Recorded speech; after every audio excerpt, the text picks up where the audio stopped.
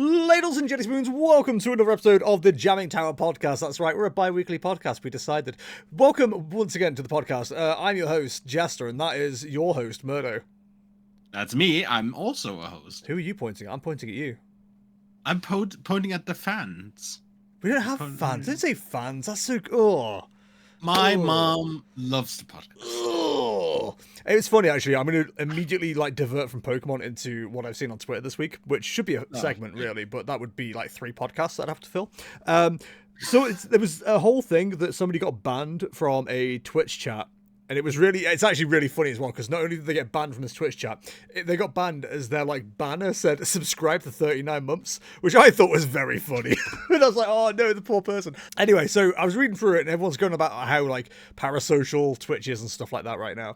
And I was like, it's a weird one because a lot of the bigger streamers, they do try to start distancing themselves now by saying we're not your friend, blah, blah, blah, blah. And I've always referred to everybody that watches the stream as a friend, because I have that small an audience that I can get away with it. Yeah. It's definitely a size thing. And you know how I always love to say it's a nice problem to have? I think not being able to call the people that watch my stream my friends feels horrible. I never want to call them fans, because fans just feels very cringy to say. But to say the squad or the you know what I mean? I've always cringed whenever anyone calls the people that watch them their fans. Just call them viewers. Call them chat. But don't call them Chat GPT. That's just... I got into a whole argument the other day as well. This is another thing on Twitter. That, apparently people refer to Chat GPT as chat, but also people who stream also refer to chat as chat. So now whenever I see a tweet that says chat, blah, blah, blah, I don't know which one they're referring to. And that upsets me sometimes. I've never heard ChatGPT just be referred to as chat. Ah, see, you don't spend enough time. But I'm also not really in the circles. No, I mean, I'm not either, but I keep making the mistake of clicking on things on Twitter, thinking it's not going to affect my algorithm, and then it does. I've got loads of VTubers now. I have no interest in VTubers at all. But because I clicked on one tweet that was literally about OBS settings, it wasn't even about VTubing. It was literally about OBS settings. Suddenly, all my stuff is VTube. I'm like, God, I don't want... No hate to anyone who's a VTuber, but, that's not the content I'm here for. I just wanted to find out about OBS settings because I constantly feel the need to tweak with things. Anyway, now that we're done talking about anything that isn't Pokemon, welcome to Pokemon. So first of all, Mirdo and I have had a quick chat on the mic, but off air. News. We did this last week as a little bit of an experiment, and nobody commented yes or no as to whether they liked it. We didn't ask for that either, so that's on me. If you want us to cover more news stuff at the start of the podcast, then do let us know in the comments. I'm quite happy to gather that information as we go, because that kind of becomes a little bit of a job for me. Not a massive one, I don't mind doing it. But it's a case of if I don't have to do the news gathering, then I won't. But I did last week and I quite enjoyed it. So yeah, do let us know if you want news. As far as news is concerned, we got Mega Zera Aura revealed.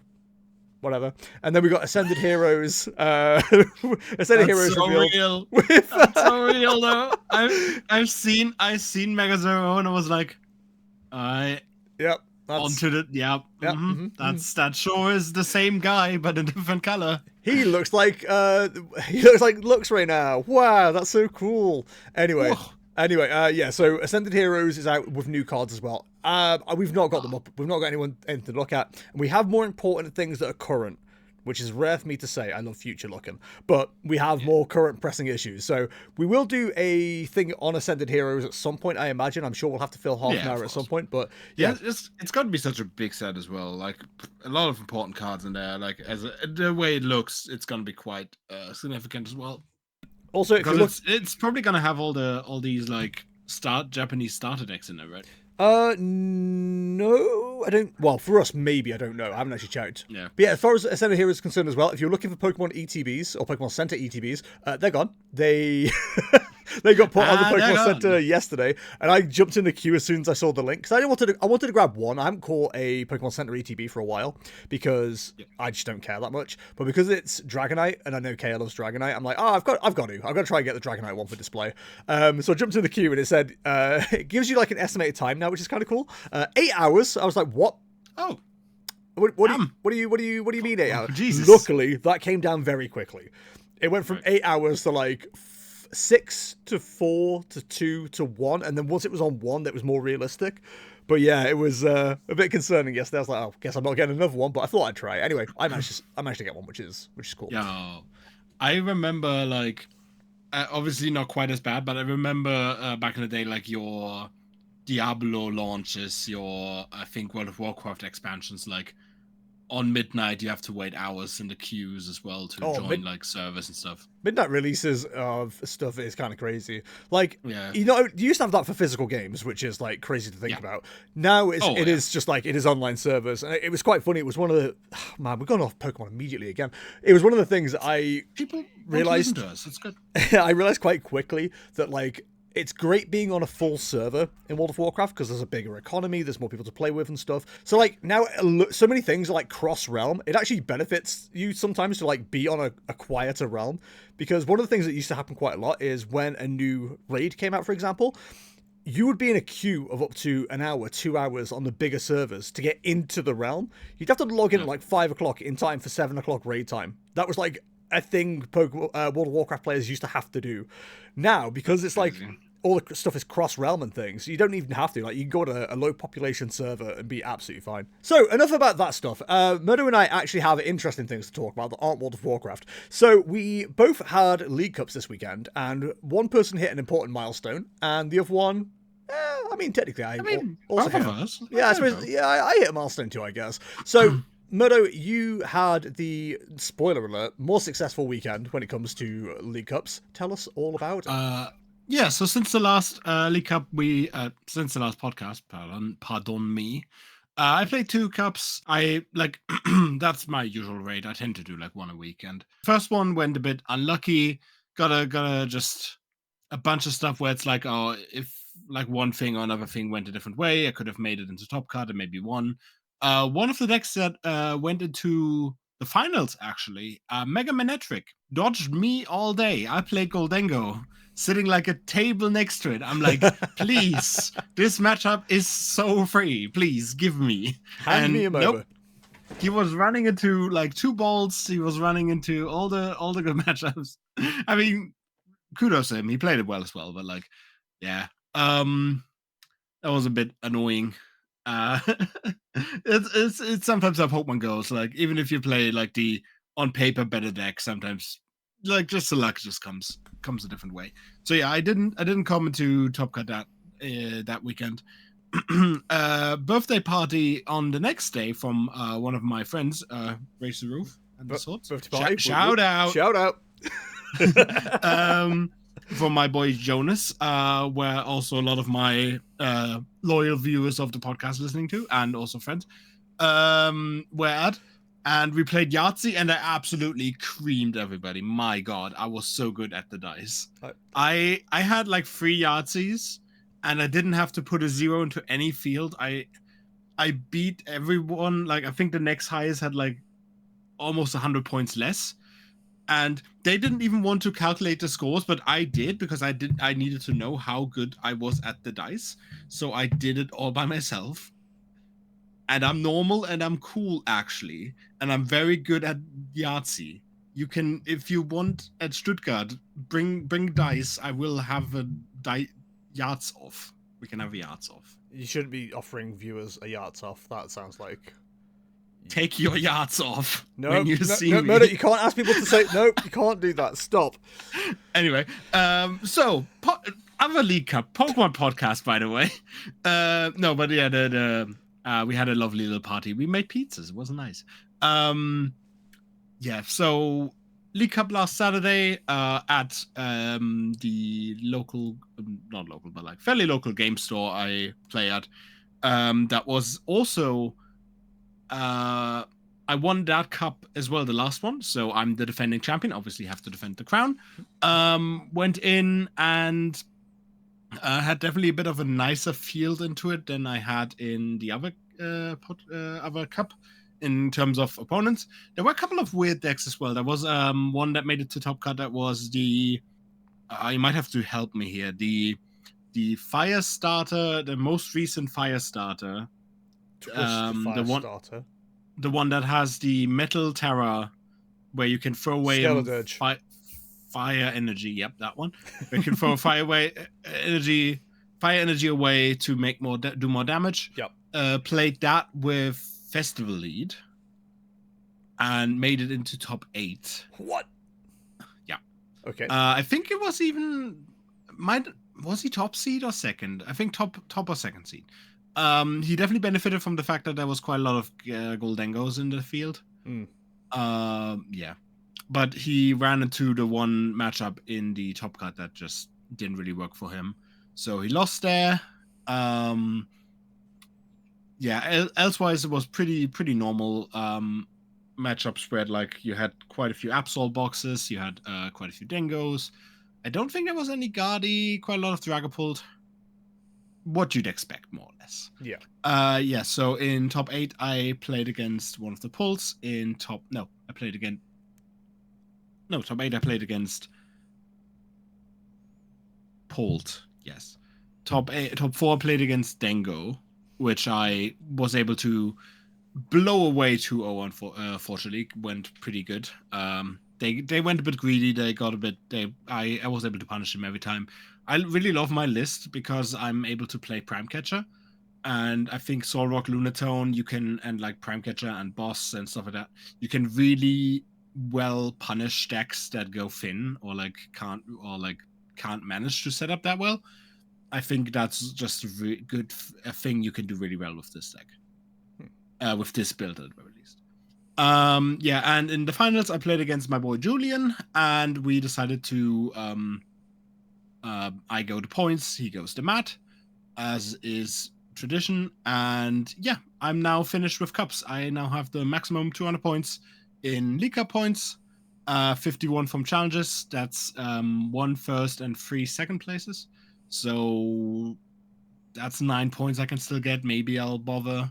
Would be kind of cool to have max points from locals. I haven't done that yet, and since it's been a thing to do that you can do, I haven't been able to do it.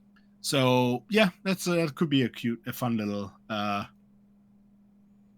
stretch goal accomplishment. Stretch goal. Now I just need the regionals go better, because obviously that's been the big issue at the moment. Frankfurt only got 20 points. Lille and Gdansk got nothing. I'm doing Stuttgart. If you want to talk to me, see me for whatever reason, I'm going to be Stuttgart. I'm going to be with Liam at Birmingham. And I'm most likely going to do London and then Utrecht, and we'll see. Probably Stuttgart will decide how much further I go, because if Stuttgart also doesn't go well, I'm probably just going to pull down a little bit.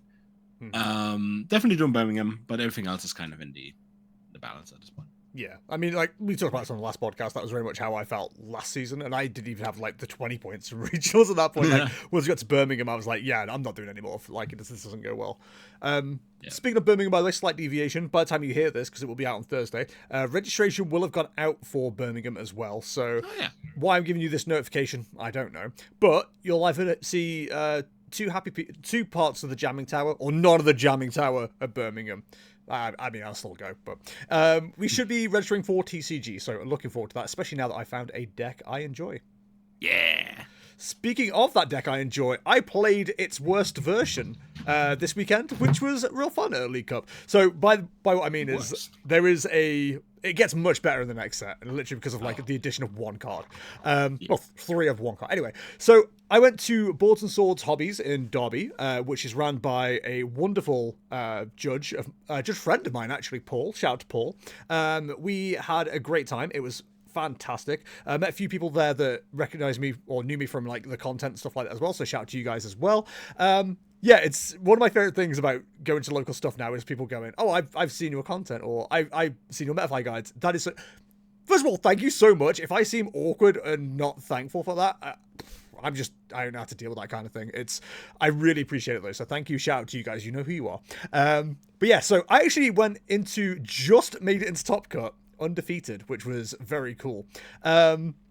I actually got a real monkey off my back as well in Swiss, and I'll get to that point in a minute. Monkey moment? A real monkey. Also, just to I'm not sure if that was also your scoring, but I went into Top Cut with, I believe, 203, which is very unusual for me. Same. And I will rant about why that was shortly. But But yeah, so I actually went, like I said, undefeated 203, which isn't the comfortable score to get in undefeated. You definitely want a 302, even if that is natural ties. But yeah, that was close. It was actually quite fun. I went with James, Piano Fish, who was one of our Limitless judges. He was on the same match points, and there was 3 of us on 9 match points. Only 2 made it into top 8. And we were both looking at each other going, it's going to be one of us out. It's not going to be both of us in. It's going to be one of us out. And statistically speaking, is right. Yeah, I just made it in. James came 9th. So shout out to James as well. James had a great time as well.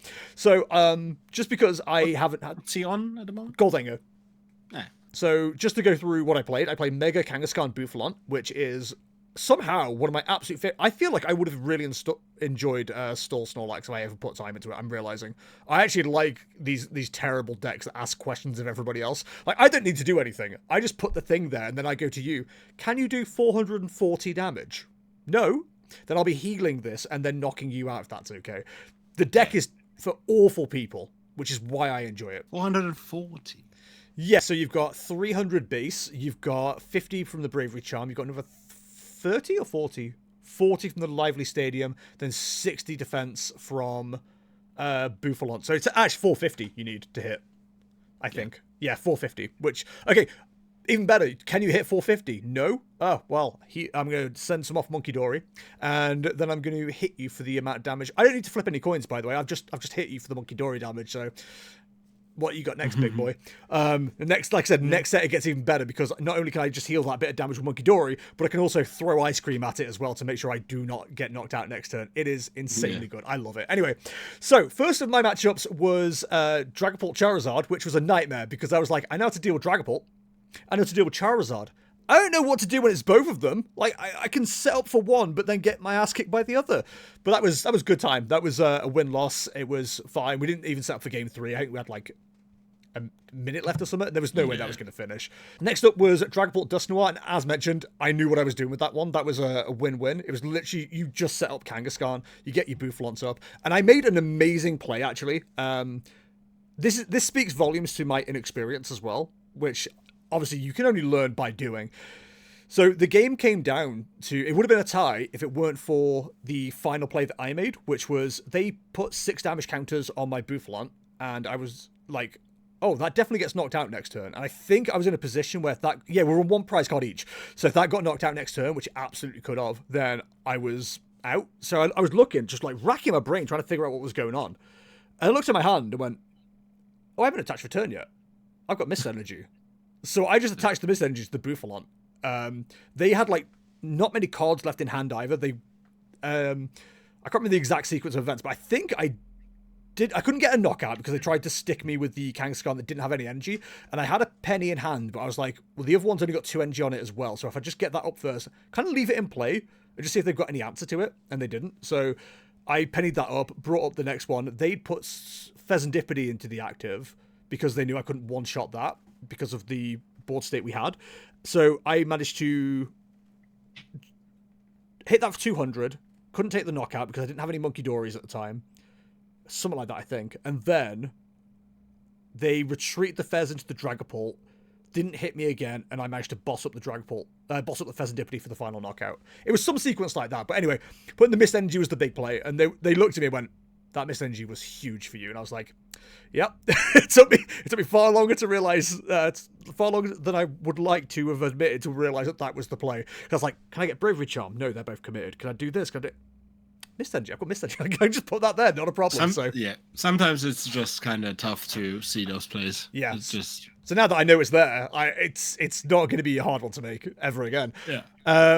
Charizard next up, and I actually didn't realize it was Charizard to begin with because in the room there was a group of people playing certain decks. I'm sure I heard Evolutions mentioned, so it's like with what they played down, I was like, oh, it could be Eevees actually. So I set up for a Kangaskhan play, then realized it was Charizard. Now Charizard, it's Cornerstone. You focus almost purely on Cornerstone. So the second game, I did double Cornerstone, and they had an answer, but it took that much of a setup. There was no way they could do it twice. So I managed to get the win there. And then in the third game, we were down to 2 prizes. I was down to 2 prizes. With old-time rules, I would have been absolutely fine to knock out that Charizard and take the game. But because of the new time rules, could not do it. So now there would be a tie. Times there as well. Yeah, a bit frustrating, but it is what it is. Game 4 was the scene of another fantastic play. I was playing against God of War Drifloon, which Mirdo doesn't believe is an amazing matchup for me. It really is. They cannot hit for the amount of damage they need to hit for. And by trying to, they always put their Drifloon in range of a Monkey Dory or 2 Monkey Dories. Oh, yeah. So you just send the damage back. You just heal. Like, it does nothing. And God of War only hits for 140, 130 as well. So most of the time, you're absolutely fine. You have to have a couple of lucky flips, and I definitely did have some lucky coin flips.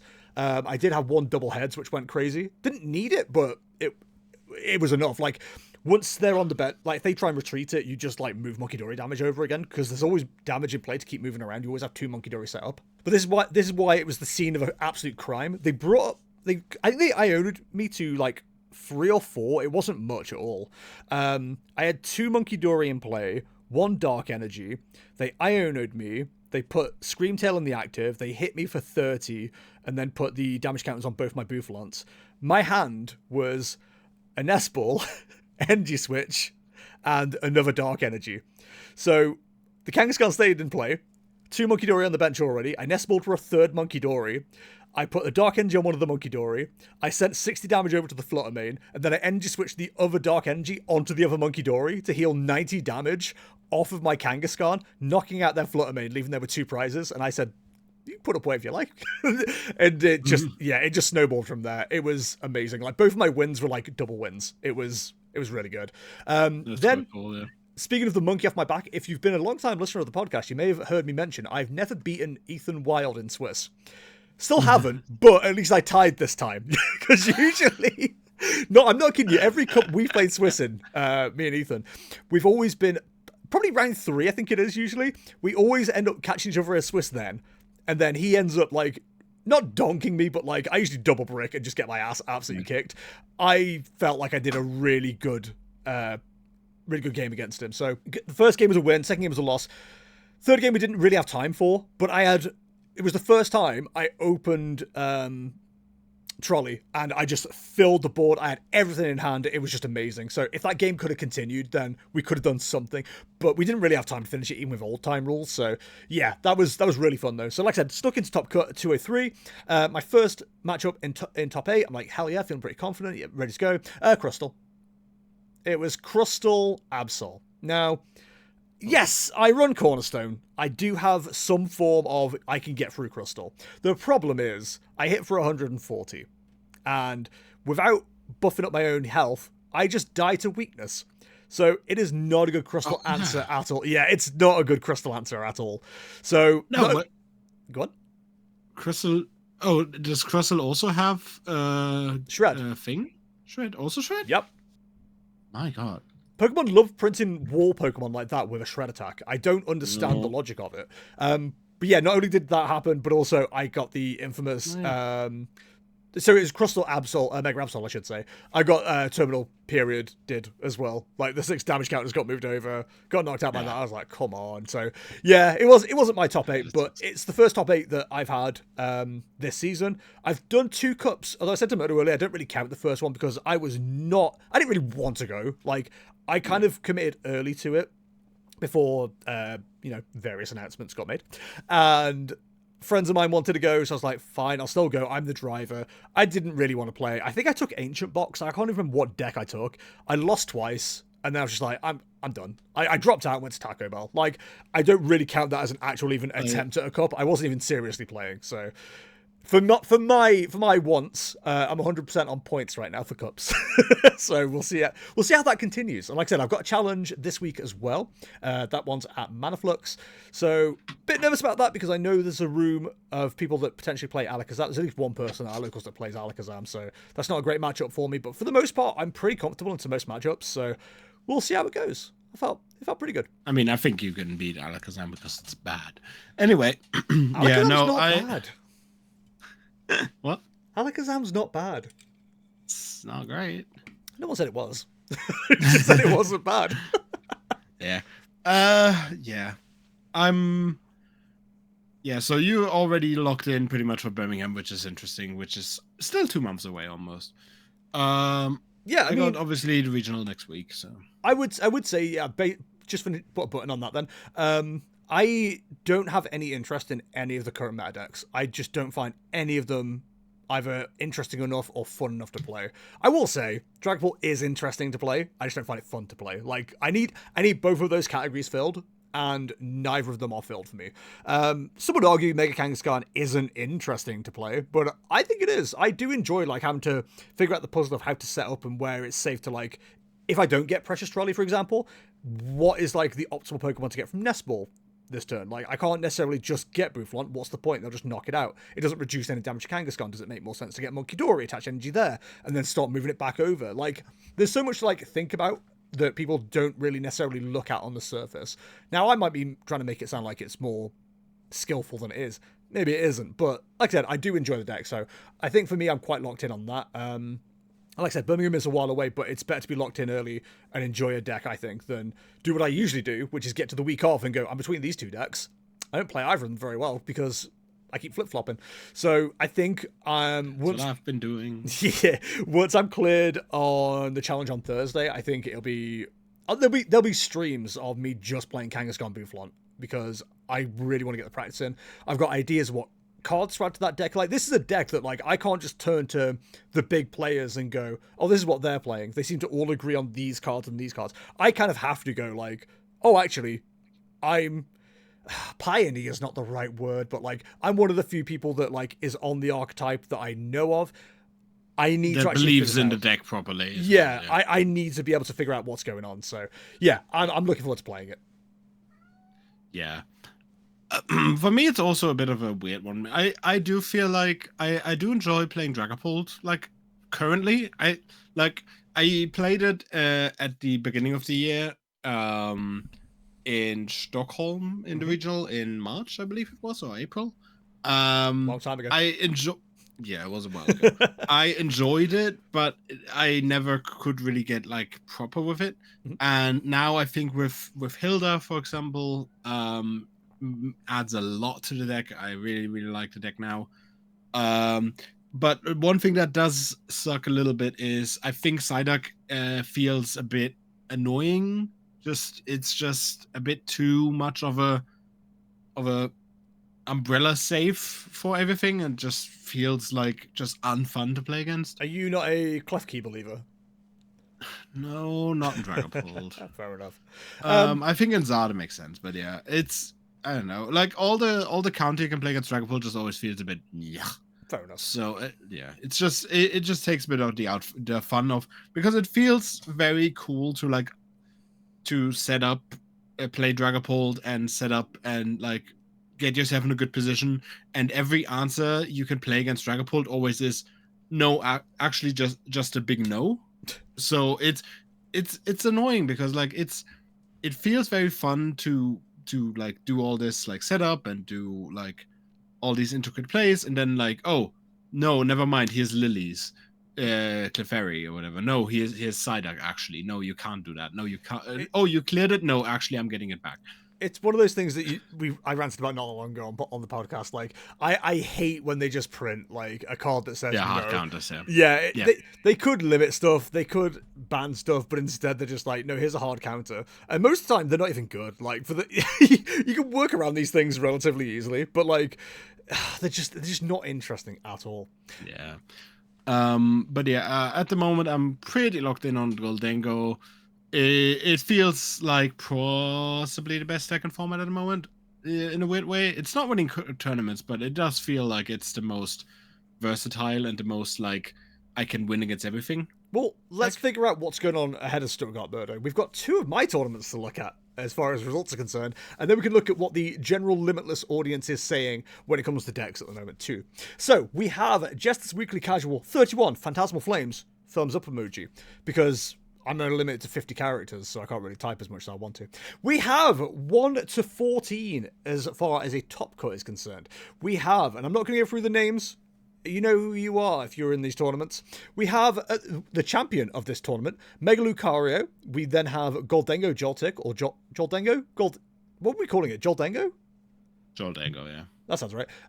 We have Dragapult Dusknoir. We have Mega Kangaskhan Bouffalon. Hell yeah. We have Charizard, Dragapult Dusknoir, Gardevoir, Grimmsnarl, Gardevoir, Eeveebox, Goldengo Rocks, Alakazam. Hell yeah. Mega Absol Box and Roaring Moon. And then onto the monthly challenge, which happened just this weekend. We have, coming in at number 1, Murdo, Alakazam Dunsparce. What is that doing there? That's crazy. Then we have Crustle, Goldengo Joltik, Goldengo Rocks, Conkeldurr, shouldn't be up there, Mega Absol Box, Mega Lucario, Mega Absol Box, God of War Jellicent, Kangaskhan, Bouffalon again, Festival Lead, Frostless Monkey Dory, and we have Enzorock. So it's interesting. That one's really wacky. We're definitely seeing some main Pokemon featured though. So if we go over to the decks that are currently being used, I've organized this by share. We won't go by win percent unless we want to have a look at that. But currently the most popular deck, and I think looking at it, the most winning deck is Goldengo Lunatone. 8.10% of the limitless meta share. It has got a 54.29% win rate. So, yeah, it's doing pretty well. If we just go down the top 6 as well, Murdo, and if we want to talk about any other decks, we can do. Dragapult Dusknoir is second with 51.17. Charizard Pidgeot is third with 51.49. Mega Absol Box is fourth with a 47% win rate. Gardevoir is 49.17 and Enzorock is 45.49. So a discussion that was happening earlier on Twitter as well is how some of this data is kind of useless because you should always go off personal experience, realistically. Like, matchup guides are good and it gives you a general idea, but unless you're drilling down into like specifics, it's not that helpful. So, and I've got a good example of this. I looked at Mega Kangaskhan's list, and it was on Trainer Hill, and it was like not good matchups across certain ones, but that was over a month, and it was like 100%, like everybody included. Once I upped it to like the upper 25% of players, and then within the last 2 weeks, so just this format we're going into, all the win rates just flipped, except for one. Yeah. But they all just like went positive because the players that I'm looking at are such, higher quality. So yeah, I think it's in an interesting position. And Murdo, you're definitely right on Goldengo being potentially best deck in format currently, which is it definitely feels scary. that way. Like I, at least when I'm playing it, it definitely feels like, okay, I can pretty much win against everything.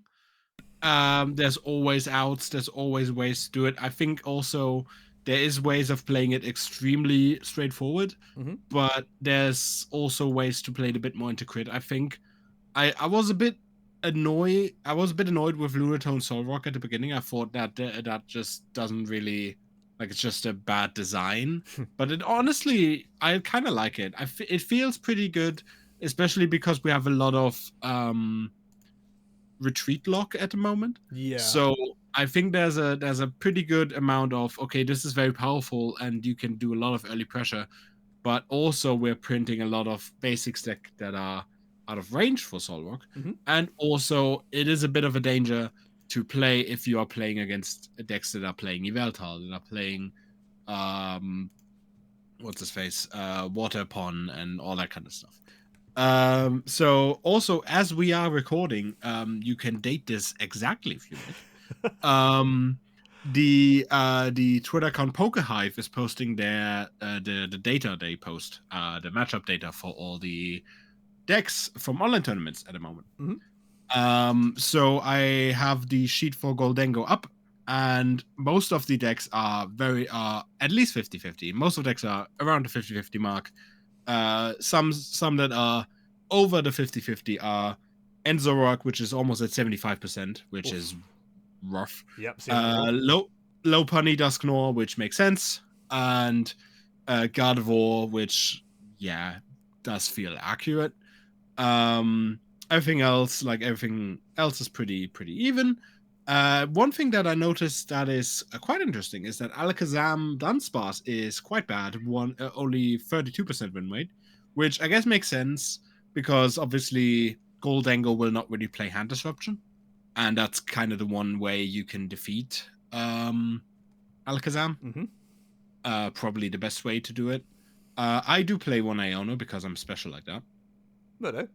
So that's cool. Hi. I assume you're going to move on. I'm coming to it. Yeah, I'm getting to it. Yeah, okay. I'm getting to your smug little face. Don't you fucking worry about it. Yeah, and the other one that is very notable for me is that only on a 40% win rate is Kangaskhan Buffalon, which I don't really understand why. I think that should be pretty manageable at the very least. Because yes, you need 9 energies to take a knockout on Kangaskhan, and I know they also play the Ogerpon, the Cornerstone. Yeah. Yeah, but I don't know. I just feel like that should be better. So the main issue that Goldango has against Kangaskhan is it needs to start swinging as early as it possibly can. Oh yeah. And the fella, the guy, the Lunatone, whichever one does the attack, only hits for 10 if you got 2 Buffalon down, because it doesn't hit for weakness and resistance. And as soon as you start putting damage on Kangaskhan, it gets sent over, because if you can't take that one-shot knockout, which again, you need 450 damage to take the knockout, we just send 6 damage counters back at the Goldango, then hit for 200. Like, we don't even need coin flips.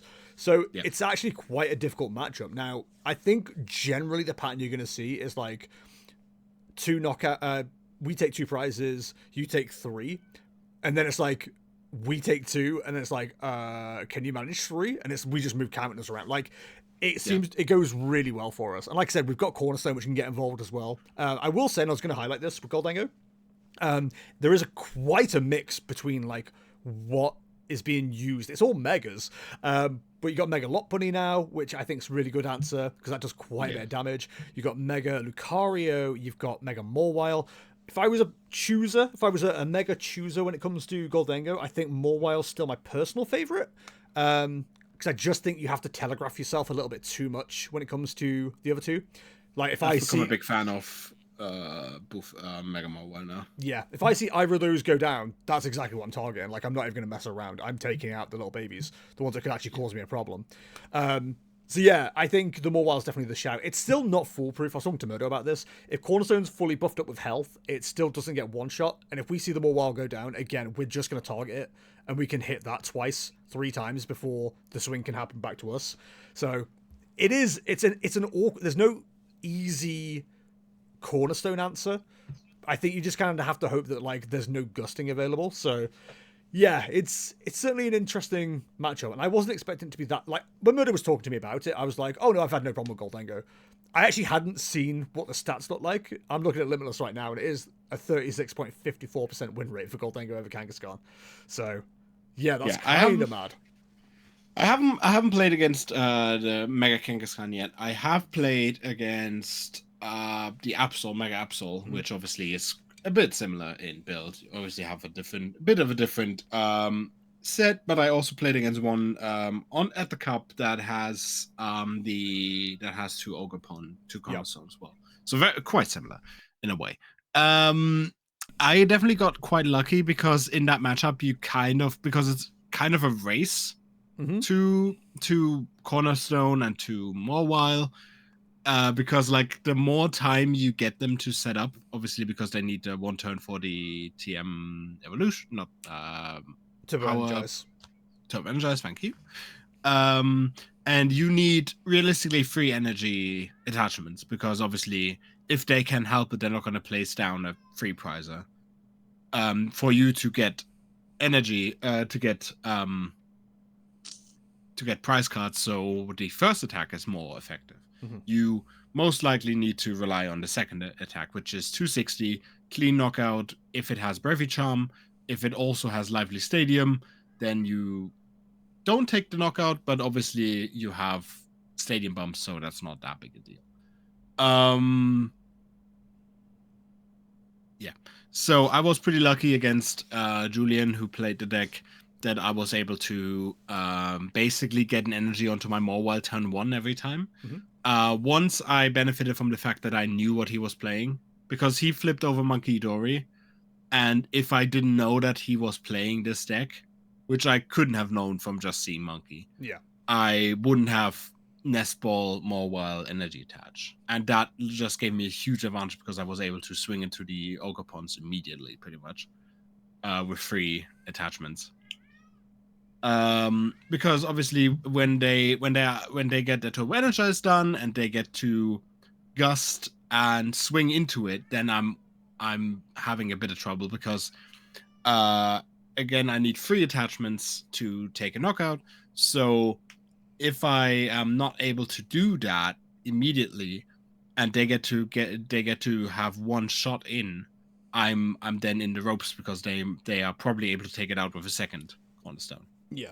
You've also got to bear in mind as well that, like, it doesn't necessarily mean you taking down a cornerstone doesn't necessarily mean anything, because by the time you've taken down a cornerstone, they've probably got 140 damage on you at least. So the next one is going to be lined up, ready to take that knockout, and then it's like, do you have enough time to like get that back and get it recovered? It is an interesting matchup. Yeah, it's a weird one. Fascinating. I've definitely so picnic basket definitely helps in this matchup. It's a big help because it then takes you out of range through being 2-shot. I've also been thinking about trying to get Monkey Dory back in the deck, but I'm not sure if I have the space. Probably don't. And it's maybe a bit too niche. I think the one picnic basket is probably enough. But I do like the idea of having space for Crispin, Monkey Dory, and the Darkness energy, and maybe even a Psychic energy. I don't know. I like the idea of that. You were always a fan of Crispin and Goldango. I completely understand it. Big one. I do love Crispin, and especially with this, what I said with the mobile rush, like having a Crispin also be like, oh yeah, I can do 2 attachments this turn. There you go, bam. It's really funny. Cat, my God, your cats are.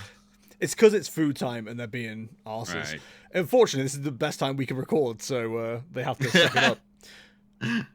All right. But yeah, Goldango feels good. I'm definitely gonna take it to Stuttgart. Might be just playing the same 60s I played at the Cup. Not quite sure. I might get some games in tonight on the ladder. See if I like. I'll see if I have room for changes. Mirdo. And then I might try to round the game. It's Tuesday, my dude. Is there weekly maintenance now? There's no way. So how can there be weekly maintenance? Cool, I'm gonna jump on my soapbox real quick. So Pokemon TCG Live last week decided that Tuesday was a good day for maintenance. Now, that's normal. The weekly maintenance is fine. Apparently it doesn't actually take down servers generally. It increases chance of disruption, which the game already has that with bugs anyway. But yeah, they don't usually take the servers down completely, as far as I'm aware. They then tweeted the next day. Bear in mind, Wednesday is usual day. I'd like to do a chat challenge. They're taking the servers down to fix a code redemption issue for the most recent build and battle box. That was literally all they were fixing. 8 hours. 8 hours they took down the server to fix that issue. They still haven't fixed the issue that's been in the game since the start, which is, oh, I'd like to find a Pokemon with an item card. Oh, I can't select that Pokemon. Why can't I select that Pokemon? I can select that one. Select that one. Can't select that one. I can see it. That issue still exists. It's still a problem. I've got streams and clips from 3-4 years ago of this thing happening, and they still haven't fixed this. But they'll take down the servers the next day after maintenance for 8 hours to fix a code redemption issue. Who the hell cares? I do not understand. If it was an actual game-breaking bug, like the Mega Gengar thing that was happening, fair enough. Take down the servers, get that fixed. That's a problem. Know about that one. That was where something to do with prize cards. You take less prize cards, or one less prize card if a Pokemon's knocked out by damage. It was any knockouts that were happening. They would take one less prize card. That was wrong, so they had to fix that. Right. Fair enough. Yeah, take the servers down for that. That probably needs sorting out. 8 hours on a Wednesday after weekly maintenance to fix a code redemption issue. So this time round, they're taking the servers down for, I think they just said 2 hours, and that was from 4 o'clock. I just tried live just to check. So it says from 4 p.m. UTC to 6 p.m. UTC, which is UTC is basically your time zone. Yeah. So it's still down for another half hour, so I can play tonight if there's no further issues. Which is wild. But yeah, so I got really annoyed about that last week. I do not understand how they can't just wait till the next maintenance to fix such a minor issue. Like it's so frustrating. Whose nephew from Nintendo was like, I can't get this code. I know, I'll contact my uncle at Nintendo to get this fixed. I have no idea how affiliated Nintendo are, but that's the punchline. That's the joke. Oh, my God. It's so frustrating as well because you see like all the games, all the clients that other games have, and like, you know, like Hearthstone building a complete new franchise basically on top of an online card game. Yu-Gi-Oh building 3 different metas for different apps, and Magic having a pretty good, as far as I know, pretty good client as well. I remember actually also back in Stockholm, Sweden mentioned twice. If you're Swedish, shout out. Sweden mentioned. Sweden mentioned. I remember one of my friends that I traveled with was playing a qualifier for a big tournament on their phone or tablet, when he wasn't at the regional, like at night and everything like that. Like you could just play a Magic qualifier for a big tournament like online, and that just works. And our client is so bare bones, and it's like the TCG always feels like such a weird stepchild for Pokemon. Pokemon is it's so profitable, it's so much money, and Pokemon just doesn't really care about it outside of like the people that do the TCG. But you almost never have the TCG mentioned on the Pokemon Directs, on Nintendo Directs. Pokemon Pocket is doing pretty well, I think. I was about to say, Pocket's working absolutely fine. There's no major issues that I've ever heard of with Pocket. They can clearly make a game that works with cards, but for some reason, not the actual TCG. The thing they have the biggest prize money for is like somehow the, excuse the stereotype, redheaded stepchild of all the competitive stuff with Pokemon. Pokopia is probably going to have more like care and love into it than TCG at this stage. Dude, if Pokopia is at regionals and I can play it, like if competitive Pokopia, I'm gonna. It's tower building. Surely they could just say you need to build this the quickest.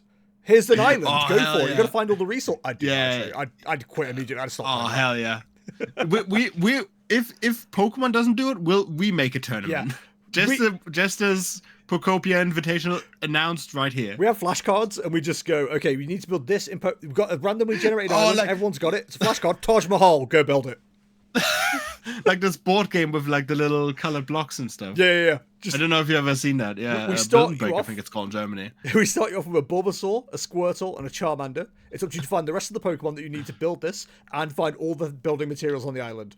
Go. It's almost a roguelike in the way you're describing it. The Empire State Building. You've got this. We got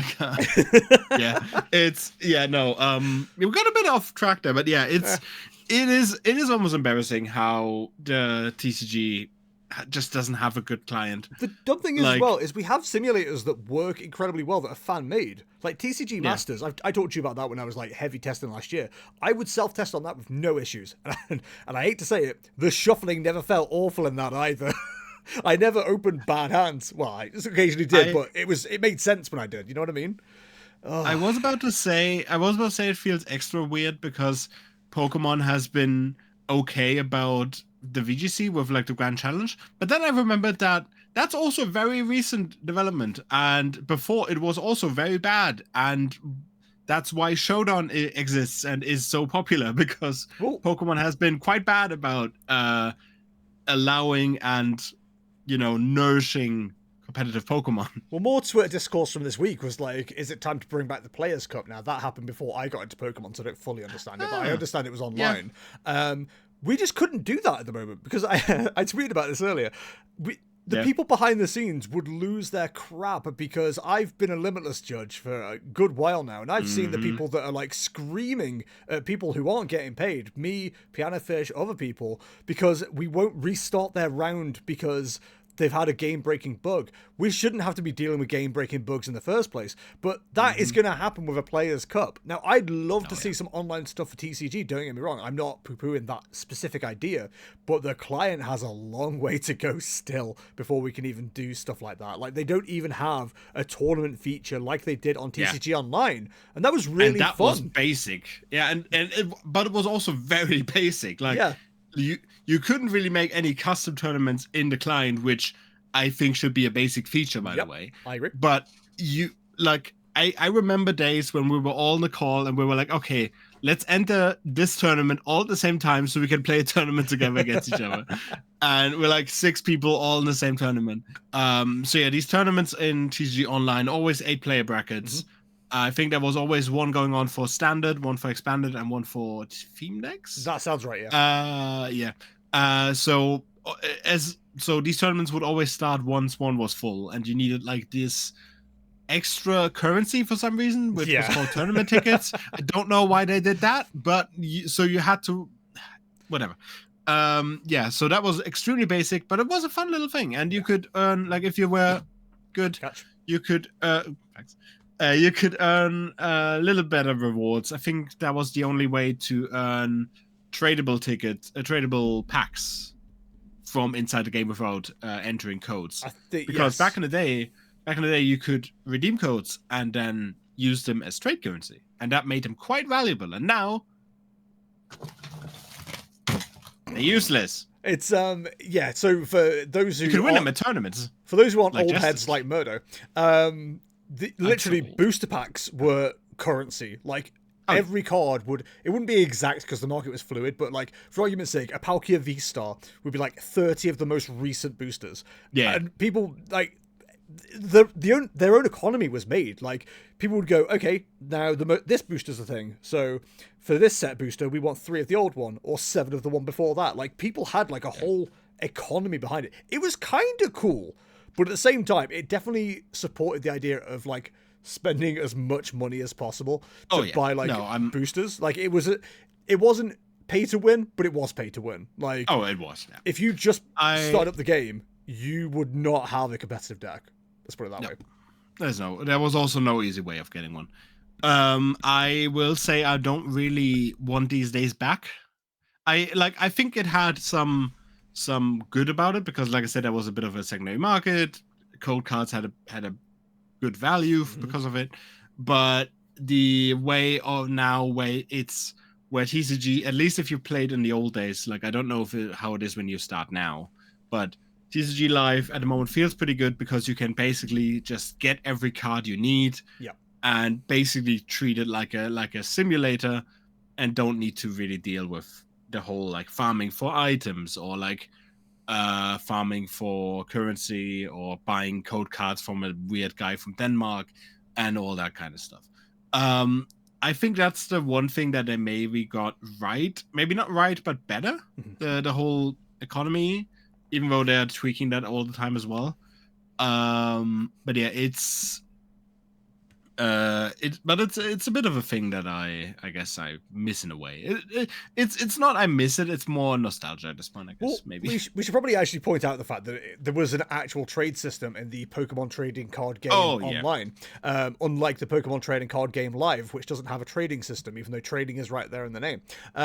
What the idea was obviously you trade cards, but because not everybody had cards, you trade boosters instead. So you'd get booster codes, you'd get those boosters, you wouldn't open those boosters, they'd become the currency. We kind of skipped ahead on that. That's kind of like, again, some old head knowledge, but like it is very much, it was a trade system, and because not everyone had stuff to trade, they had code cards instead. And they're still, they haven't completely lost their value now. Like early on in Live, they were kind of terrible because you'd get boosters and you'd only have like 5 cards in there, and the hit rates weren't great or whatever. And for some reason, this still happens now. You are limited to 400 of each set's booster as well. For actual products, you get 4, but for boosters themselves, you can only ever put 400 codes in, then they're useless. So at some point, everyone's going to have like the maximum amount of like any code. I think if you buy boosters with the in-game currency in Live, I think they don't count towards the 400, but codes themselves do.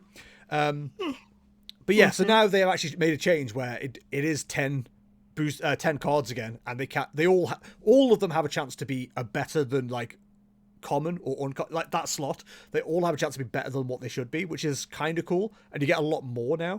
But yeah, they're still kind of whatever. Like the only reason I have them as a prize in my tournaments is because they do have some kind of value to them, a little bit. They're nothing like they used to be. Like I said, if you won 50 codes in a tournament, you'd be like, oh cool, now I can afford to buy like these 2 Vs that exist. Like, you know, you could buy a playset with like 40 booster codes at least back in the day. Yeah, depends on the card, but yeah. But the other thing they did as well is they stopped giving out maximum. Well, you could change currency for like maximum rarity cards, whereas now you can't do that in the first, is it 60 days? Yeah, I don't really know why that is, but yeah. But you can still pull them from the packs. So the packs now, again, do have a bit more value to them. Once you've had 4 of each card, or if it's an A-spec, 1 of each, same with Radiance, that becomes currency that you can then transfer into cosmetics. So there's a little bit of value there if you care about the cosmetics. But realistically, I think their currency, we kind of got off on the topic here, but like the way Live is being run at the moment is, at best, it's a workable simulator. At worst, it's somehow a worse version of online, which came before it and has existed since like 03 or something ridiculous, like super old. It was a browser-based thing, wasn't it, for a while? No, Was it not? I don't think so. I think it was always a game, and I think we're talking 20. I want to say 10 or 12. I know there have been like a couple of TCG games I have it before, but Pokemon TCG Online, it was originally released in March 2011 under the name Pokemon Trainer Challenge as a browser-based game. browser-based. Ah, I okay. knew it was browser-based. I'd seen did- screenshots. What did you say? Pokemon Trainer Challenge? Pokemon Trainer Challenge it used to be. I never heard of that name. Nor have I. Let's say. That's crazy. I knew I'd seen screenshots of it being a website. Oh, I've seen these. Yeah, so in the early code cards, I've seen that. Yeah. That's so crazy. Like black and white, it said Trainer Challenge on it. Okay. Yeah, I can't really find anything footage of it right now, but yeah. Apparently, okay, so it's not as browser game. Yeah, I've only known it as an application. I started to play around 2016. I must, or maybe late 15, like when I played online. That sounds about right for me as well. Let me actually. What's the earliest set? I think this.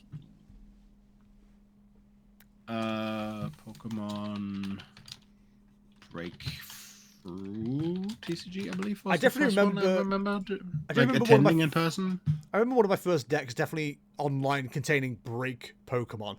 I didn't properly play back then, but I do remember having. I've got them obviously still in my collection from when it transferred from online. So I believe for you, I think you came in around the base set reprint, the Evolutions. Yes. I think it was called. So when I got back into it, Generations had just happened, and I think Evolutions came out after. No. Oh. Generations was quite a bit later. Oh, I had Generations cards at one point. I'm pretty sure it is. Let me check. I don't know. I'm a big fat liar, I think. Am I? Well, we were talking about Pokemon cards back in I'm a liar. 2016 because I remember going to Birmingham and finding the Blastoise ETB and taking a photo to show you because I had no idea how rare anything was. In fact, Evolutions wasn't rare back then. It wasn't worth anything. Nope. It was dirt cheap. Oh, Evolutions was. It's very funny how that went. Right. So just real quick before we trail off too far. Breakthrough is pretty sure the first pre-release I attended. That was end of 2015. Okay. I then pretty much only did pre-releases and bought packs and stuff like that. Played online a little bit. And the first time I attended an actual tournament, a real tournament, was in end of 2016. We actually had the 9th anniversary of that recently because it coincidentally, we didn't know each other at that point, but me and Marius had our first tournament in the same place. Oh, wow, that's crazy. Our very first tournament. We had very different approaches because I only played pre-releases up to a point. Somebody told me like, oh, there's a tournament coming up in Dortmund, and I'm like, oh yeah, I'll go. So I just ordered a couple of cards and like took whatever the hell weird thing I built on TCG Online. Marius decided to buy the best deck for like 200-300 euros at the point and go in that way. So very different approaches. I don't think he did much better than me, but that's a different story. Cat. The cats are just being crazy. And your cats are so mobile today. So 2015 was when I started to get into the game a little bit. Evolutions was the release, the set that just came out, the first tournament I played. So that was end of 2016. I'm pretty sure that was also when you started to get into it slowly. So yeah, because I know that because I played the Farfetch'd from that set in my deck, and nobody knew what the hell it does, because why would you play that? It's a very good question. No, I got into collecting somewhere around like late 2016 into 2017, because 2017 was when I had to sell what I'd collected, and that would already jumped up in value a little bit because, like I said, there was Generations in there. I'd sell because I was moving house, and then I didn't touch Pokemon again until 21. Kara and I started collecting, and then I got into the idea of playing because I tried the V Battle decks, and then Geek Retreat opened up the following year, like New Year's, so I had brand new locals to go to as well, which is kind of cool. Like everyone kind of started off at the same time, and then kind of snowballs from there. So anyway, speaking of doing tournaments and things, Mirdo, how are we feeling now that we talked about a bit of the meta coming up to Stuttgart? We talked about what you're potentially playing. How are you feeling about Stuttgart? I'm feeling cautiously optimistic. I'm feeling optimistic with caution. I'm proceeding with caution with my optimism. Exactly. If you are ESL like me, then you sometimes have to do weird workarounds to get the point across. ESL being English as a second language. Anyhow, but people might not. No, I'm feeling fairly good. Like I said, I think I'm pretty good with Dengo. I think I know what the deck can do, and how, especially, I think something that will carry me quite far at the moment is just a general game knowledge experience advantage I have above a lot of players at this point, especially when it comes to stuff like price map, because I feel like there's a lot of people that are just not quite as good with that, or like not able to adapt as well as I am, and like especially because I'm pretty good at, like I've always played decks where manipulating the price map, offering a certain board to make it difficult for the opponent is key to the success of the deck. And that's currently how Goldengo kind of works. So that's been pretty good for me personally. I think I'm a bit worried because there's quite a few new things that will be a bit of a problem. I am quite worried about the new Moltres, because I think that one can be quite a menace. I'm not sure how much play we'll see. I've checked online tournaments. It hasn't been cropping up in the decks, but I expected as much. So maybe I shouldn't be too worried, but yeah, it's definitely something I'm looking forward to. I'm looking forward to Stuttgart. Like I said, last 3 tournaments didn't go as well. I think this one could be one where I can be at least making day 2. I mean, I felt like that the last 3 tournaments as well, and I got pretty close. But no Zagar, unfortunately. But I think this one can be definitely it. And I hope it is. And if it is, then I can definitely go with a lot of confidence into Birmingham as well, and possibly into EIC. And if not, then the pressure will be lifted a bit, because I played 4 tournaments, 4 regionals with almost no points. And at that point, I'm probably not going to make it to Worlds unless like London goes incredibly well, and I usually don't do well at the internationals. So I'm fairly content either way. Not gonna lie. Okay. But yeah, so as mentioned, Birmingham is following Stuttgart, and it's in the same format. So whatever happens at Stuttgart, we're going to be paying a lot of attention to the results either way, I think. Obviously, we really hope Mirdo does well. We're going to be cheering for him all the way. And we're going to be analysing Stuttgart, I think, a fair bit, because, like I said, we are going to be having this format for a little while now. We've got Stuttgart, we've got Birmingham, we've got Toronto, and I think we've got a couple of others happening at the same weekend as Toronto, potentially, in Birmingham as well. Let me check real quick. I just opened it because I was kind of curious. So Stuttgart is the last one of the year worldwide, actually. Which I didn't think that's the case, but it is. Toronto is the first one of the new year. Yep. That's 1 week before Birmingham. On the weekend of Birmingham, we have Merida, which I believe is that Mexico, Brazil. It's Latam. Let's say Brazil. Let's just say Latam. Mexico. Just say Mexico. Latam. Nope. Latam. Say Latam. No, come on. Latam. No, Yes. it's in Mexico. Yeah, so on the same weekend as Birmingham, we have Mexico, Merida, and we have Auckland, which is in New Zealand. Just say Oceania. Just say Earth. Earth. We all live on Earth. Earth. And after Birmingham, 2 weeks after, we have Sydney and Santiago. That is 1 week before EYC. I'm not sure when the special set is releasing. Keep talking, I'll tell you. Cool. Yeah, so we have 2 more regionals before the EYC, and I believe we're probably not going to have rotation up until that point. So. It's 30th of January 2026. Rotation's usually It's April. release date. Yeah, release date is 30th of January. So around the 14th of February. I think it's the 13th of February. So it's 31 days in January. So 1, 2, 3. So yeah, it will be legal just for EYC. Ooh, okay. The first international is actually going to have a legal of the weekend, I think. I think NAI. Well, we don't know if had that NAIC yet. most. We haven't had that So, for yeah, LAIC this season, is what I mean. So yeah, we have Stuttgart, Toronto, Birmingham, Merida, Auckland, Sydney, Santiago, 7 regional / special events in this format. And then it's EYC getting us into the new set, which probably not going to change too much. We'll see. I mean, depends how on good that Dragonite is, because that seems to be. We won't go into it right now. That we'll do a bit of a set review, but yeah, the Dragonite is interesting.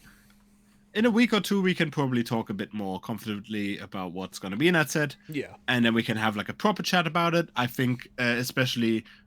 Between Birmingham and EYC, there could be maybe just an EYC talk about what we think the format is going to be. Yeah, and I'm expecting us also to have like just a chat after Stuttgart, and after Birmingham. Maybe we can do the podcast live at your house in Birmingham. We could manage that. We could. Yeah, I will say cool. we are a bi-weekly podcast, kind of as a rule. But I think, as we mentioned, we might slip the occasional one in. I think if we've got the energy for next week, then I think I would like a fresh off the presses Mirdo Stuttgart report. That'd be pretty cool. Definitely. I think we are less bi-weekly by choice and more by.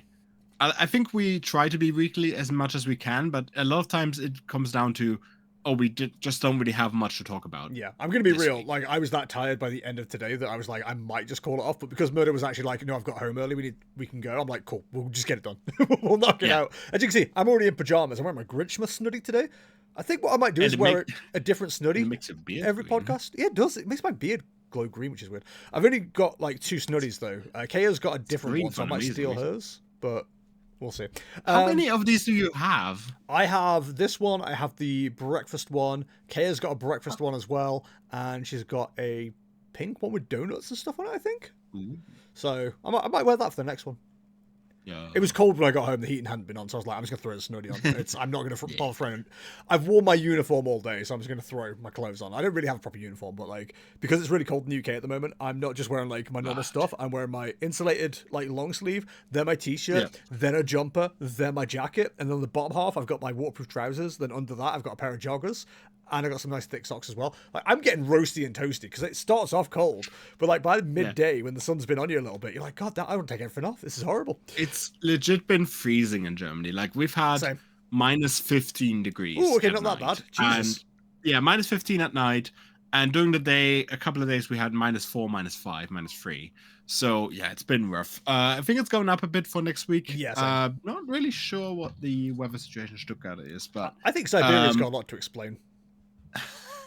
I have also factored this in for my outfit for Stuttgart as well. Of course, Stuttgart last year was like when it was like 1 or 2 degrees outside, and I was like, why didn't I put another jacket on? This sucks. Right. So for the Saturday, currently it says it's going to be -3 at night and maximum of 6 during the day. So yeah, I'm not going to be wearing my suit jacket this time. I have my nice puffy jacket, but I'm still going to be underneath in business attire. Don't you worry. If everything arrives on time, I'll have a cool little outfit picked out. But DPD hates me, and I hate DPD. Yeah, so we DPD are sucks. perfect for each other. It's Anyway. I will say about the cup actually, it was quite funny because everyone was complaining about how cold it was, and because I've had like a week of walking dogs all day in the cold, I'm conditioned to it already. Like, I used to be really, when I was like in high school, for example, like I used to be so bad at being cold that like everyone would just throw their coats on me because they knew I needed warmth. It was ridiculous while they were just running around doing dumb stuff. Whereas now I'm like, everyone's like freezing. I'm like, they're in a hoodie and a t-shirt going, no, I'm fine. I could probably wear shorts. I'd be fine at this stage. You should get hazard pay for that, to be honest. Yeah, I mean, it's fair. It's not too bad. I've had the main issue is definitely mud. I won't try and dox myself here, but I do have like a really good route that I can walk for certain dogs on certain ends of the trail. But then I can make it a loop for like certain places as well. Like I can go from their house, loop it around onto this trail, then loop back around. I can't do that now because like two of these tracks are so muddy that lead to this other track that like it is just sludge as you're trying to walk. Like one of them I didn't realize after like bad rain, it was basically a stream going through it.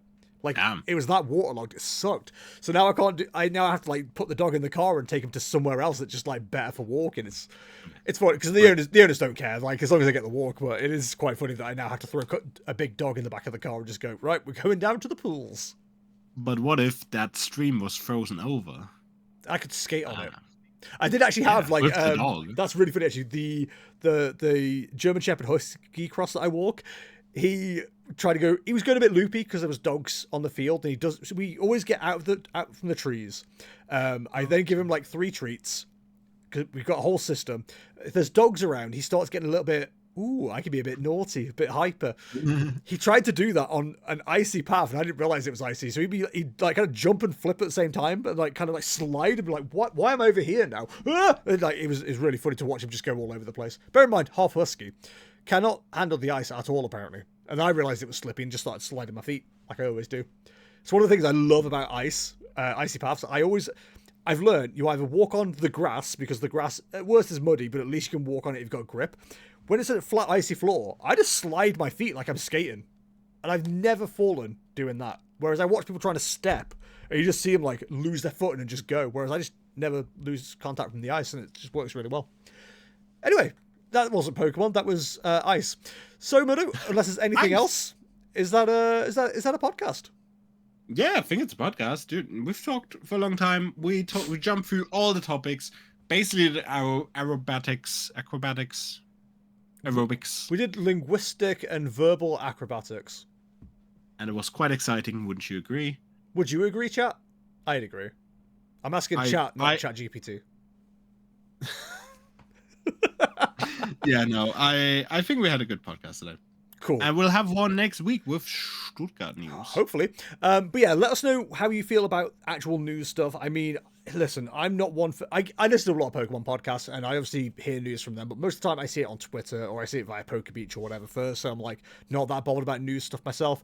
But I'm happy to do the research if you guys want to hear our opinions on it, at least. That's fine. We can bring up the subjects and go, hey, this sucks. Or, hey, this is good. I'd like to say more, hey, this is good, to be fair. We didn't bring up the DQ controversy over the weekend because I personally don't really understand what's going on, and I think Azul said it better than anybody else. It's like, until TPCI start actually putting out reports as to what happened, people can kind of say whatever they like, because there's very easily a narrative where people can go, this is what I got banned for, isn't that ridiculous? Where it's not actually the thing they got banned for. Disqualified for. I don't know. All I'm going to say is it's very... If I had a DQ... if I had £1 for every time something I'm interested in involved a DQ scandal this weekend, I'd have £2. It's not a lot, but it's weird it happened twice. Oh, yeah. F1 McLaren. F1 yeah. Anyway, ladles and jelly spoons, thank you for watching as always. I hope you enjoyed today's podcast. Again, any feedback is appreciated, positive or negative. I prefer positive, but I respond well to negative. If you enjoyed it, all our links are in the description below. Am I doing show notes? No, I'm still lazy, but if you need me to put any links in, just ask in the comments. I'll find it for you. Mirdo, sign us out. Goodbye. Goodbye.